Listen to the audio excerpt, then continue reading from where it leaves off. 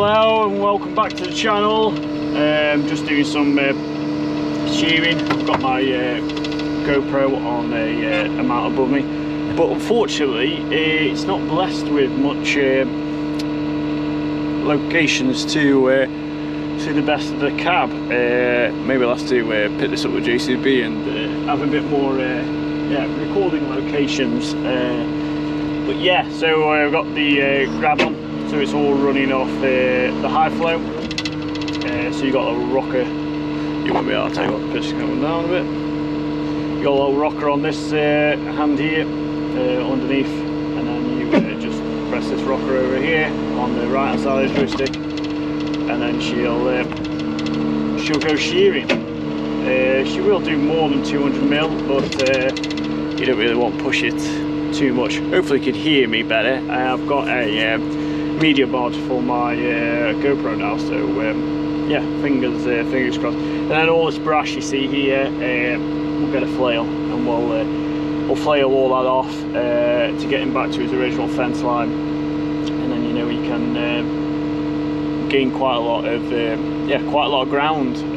So yeah, I'll turn the camera up a bit so you can see, and then we'll get giving a go shear. You watch this all. This will be the worst shearing I've ever done now, but see, we'll give it a go. So you obviously got the beauty of the reach on the Pothole Pro Hydradig model, so you can reach quite comfortably far away, and then also you've got the lifting power and the strength to done. So obviously let me move away from the engine. Obviously within the shear, I need to turn the revs up, but I was trying to turn the revs down so you can hear. Obviously you've got the blade, and then you've got the top section there that holds any trees, stop them from falling over onto the digger, and then you've got pick it up, and then you've got like some little indents in there as well. Pick it up, you can just see at the back.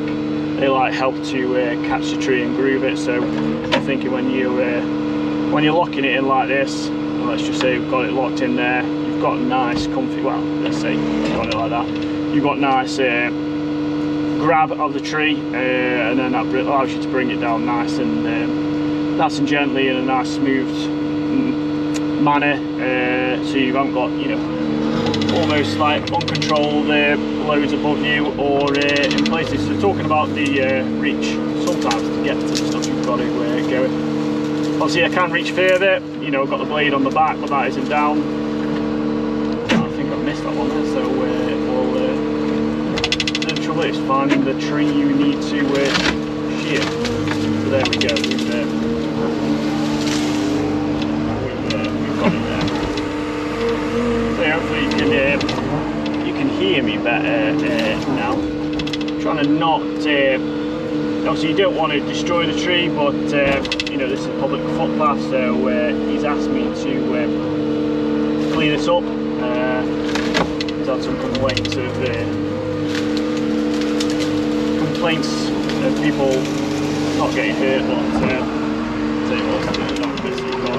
but complaints of people being having to go through and not use the correct way. So yeah, we can certainly give it a trim. And I suppose the beauty of a shear is you're not smacking anything off with a big digger, you're not really damaging the tree, you're not causing any stress to the tree. I'm literally just taking off what I need, and you'll see the opening can go. Obviously usually turn the revs up a lot more, but I've got that beauty. I can place these trees wherever I need to. So like that branch there in the distance, we can just nice and easily reach out, and that's right, we've got it, press the auxiliary lines, and there we go, we've got it in one. And I'll see the beauty of the tilt rotator, I can get any damage at more the tree. Well, there we go. Talked about having it all in, and oh, there you go. Always the trouble is what I found is if you get a tree that's pretty, you know, dying, obviously it kind of shatters on you. So that's why I try to do things quite far away now. So if indoors, obviously, you know, you're away from the machine, and obviously the shear is, if you just, obviously I'm trying to do this completely blind, but if you just pinch her on the, you watch her, come on now, just pinch her on the blade like that, obviously makes a fairly decent grab as well. So we'll go in a bit more gently, can get that one right at the back. And say, you know, with the tilt rotator, you know, I can get right into some awkward locations. Really just say it's not about, you know, me and the farmer. It's not about going gung ho, destroying the tree. It's just opening it up, and you'd be amazed some of the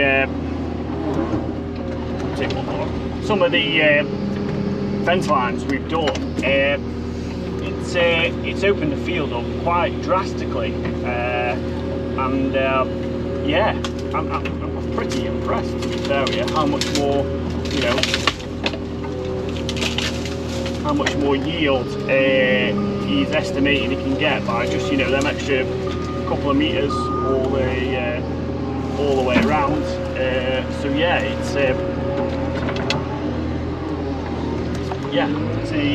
certainly impressive. So I'll tell you what, we'll just because I don't want anyone banging their head, we'll trim that one off there. You want to take that one.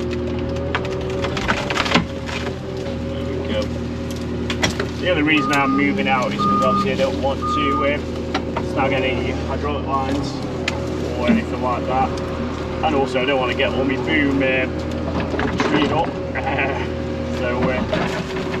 So that's why I'm going to take probably two more snips. But you can already see it's opened up really well.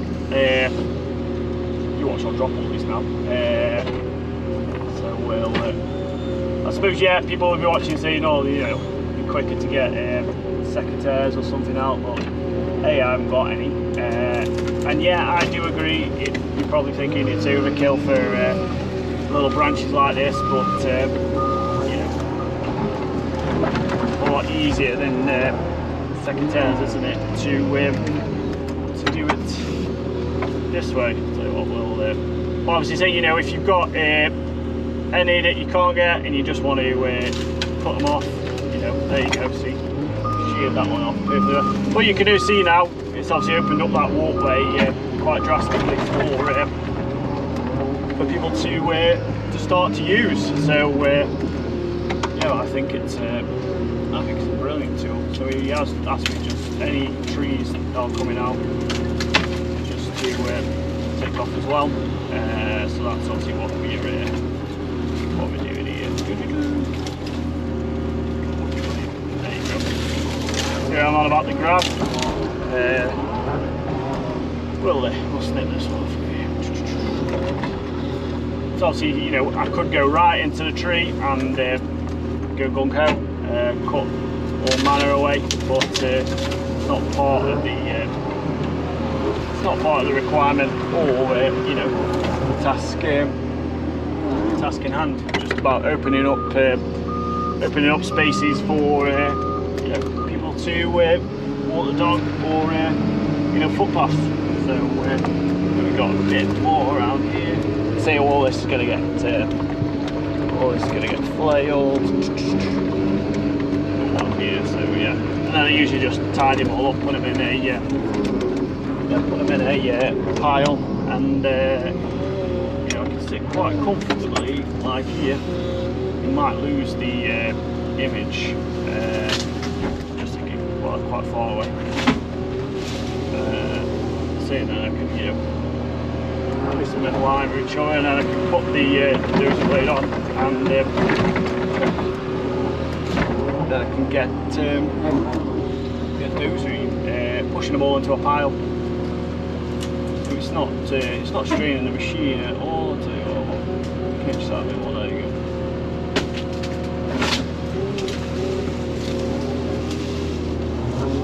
Hopefully, there we go. It's made all this.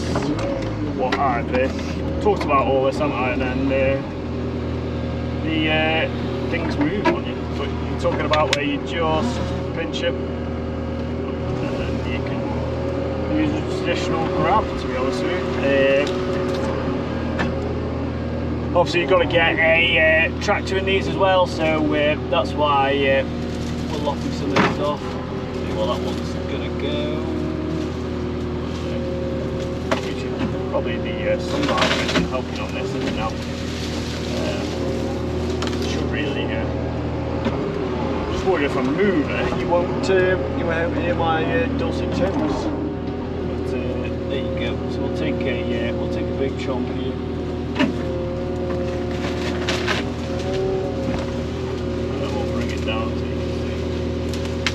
Fairly, you're not talking a massive tree, but fairly decent size. It's gone, and you know, it's effortless, isn't it? You've got no chainsaw, you've got no. If you need a load all, right, man basket, a mute, or anything like that, you know, we can literally sit and yeah, we can sit and cut. Take one more off from there, and we should say most of this needs flailing first, so we can kind of see where we're at. But you know, making quite light work of shearing. There we go. Still on that one. Say the brash. I have tried shearing the brash. Kind of works, but it's obviously what a flail and mulcher. Well, what a flail and mulcher is there for. It's a bit overkill. Like I think like this down here, it just take you bloody ages, won't it? You know, we're down here and we're shearing like that. Yes, you can do, but it's a lot easier run the flail down it. So we're going to have to, we're going to take that one as well, because that's a bit more than a flail will do, and you'll be able to obviously see a bit more in action. So we can just grab the tree, run that auxiliary circuit, and not worry about taking anything about. We took a bit. Going again for bigger cut. See, sometimes you have to cut your way in before you get to the larger stuff that's pretty not annoying, but yeah, it takes its time quite considerably, to be honest with you. Doing that method, but you know. Sometimes these things can't be helped, can you? The old joysticks there. I apologise, I'm looking where the camera was, making sure it's still recording. So yeah.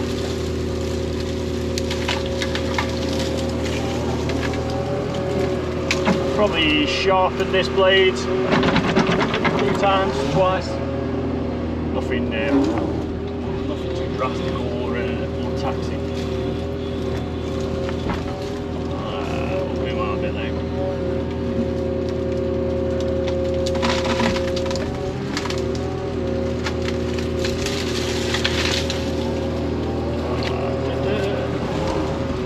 Yeah, he wants it in piles, so then he'll come along and he says it's going to burn then, so I don't need to worry about putting him in one big neat pile all over the place. I'll try and get this one out.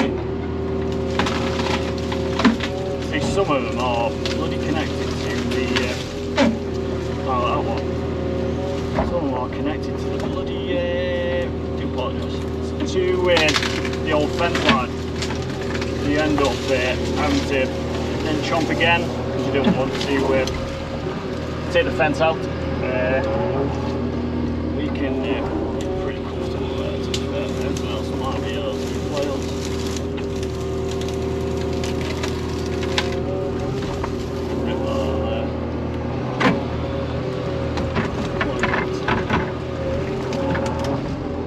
So we'll get that one there, and then we should.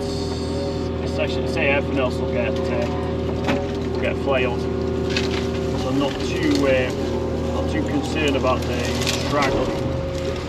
straggly bits. It's the main chunk that say flail won't go through. So yeah, that's good. So obviously, you know, as the name suggests, this machine is a Pothole Pro, so more than adept at, you know, playing a sweepering, but I don't know, I just show these videos for an extra, you know, what else it can do. You know, you've got the base Hydradig model, plus they're on different tyres than the dual tyres that the Hydradig runs on. We can, yeah, pretty good, these off-roading Alliance tyres. So yeah, you can get some, is it Kumo? I think, yeah. So you know, imagine if you got a chainsaw. Obviously, you know, what's the chainsaw these day and age? Grands. It's yeah, and a board. It's pretty cheap and inexpensive, isn't it? But do you get the speed efficiency? I'm sat in a nice cab out the way. I really don't worry about much for the. There we go. We're going up there. Yeah. Shouldn't touch the axle locks off. I haven't got to worry about much, have I? All that'll get flailed. We'll put this bit over here. Whoop. See, I've already done the other side. So we'll put this nice tree. I'll probably move the camera actually. So yeah. So thanks for watching, and hopefully the audio quality has been better. Fingers crossed.